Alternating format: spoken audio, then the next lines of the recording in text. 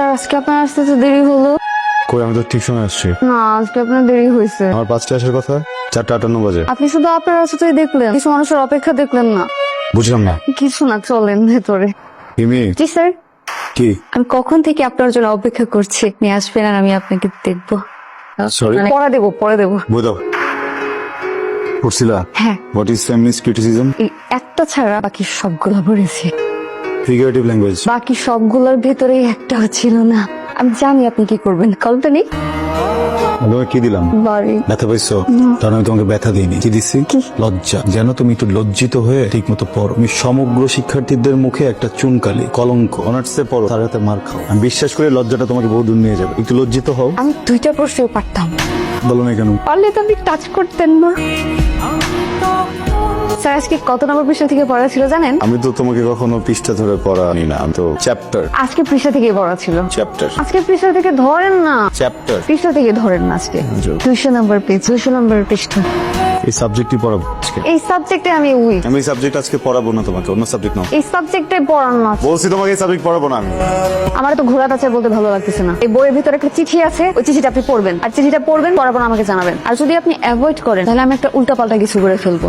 আর হ্যাঁ, আমি আমার মাকেও চিঠি লিখে যাব আর বলবো এই উল্টাপাল্টার পেছনের কারণ আপনি।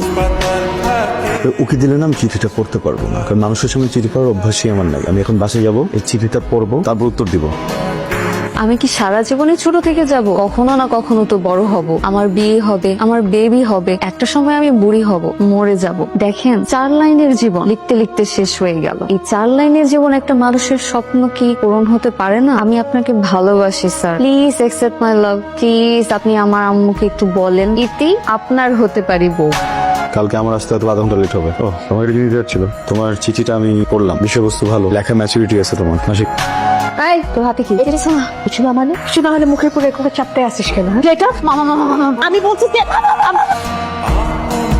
আমার এই একটা মাত্র মেয়ে, ওরে প্রাইভেট পড়ানোর জন্য বাসায় মাস্টার রাখলাম। আমি তো বাড়ি থাকি না, আমার মেয়ে থাকে আর আমার বউ থাকে। এই সুযোগে মাস্টার আমার মেয়েরে প্রপোজ করছে। এটা তো ভাই ক্ষমা করা যাবে না ভাই। মন্ডল চৌধুরী রফিক সাহেব, আপনি এখানে বসছি সমাধানের জন্য, অতএব উত্তেজিত হওয়ার দরকার নাই। আমার তো মান সম্মান সব গেল, এর একটা সমাধান দিয়ে যান আপনারা। চিঠিটায় যা ছেলেটা লিখছে ভালো কিছু লেখে নাই, তবে একটা কথা চিঠিতে লেখা, আপনার মেয়েও কিন্তু ওকে একটা চিঠি দিচ্ছে, সেই জন্য আপনার মেয়েও কিন্তু দোষী।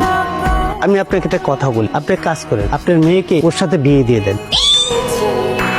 আপনি কি আমার উপর এখন রেগে আছেন? রেগে থাকাটা কি অস্বাভাবিক? না স্যার, কিন্তু আমি তো এখন আপনার ছাত্রী নাই, আমি তো আপনার বউ। তো অপ্রয়োজনীয় কথা কেন বলো তুমি? প্রয়োজনীয় কথা যদি না থাকে আমার সাথে কথা বলবা না, বোঝা গেছে? চুপচাপ এখানে শুয়ে ঘুমাও, আমি আছি ওদিকে।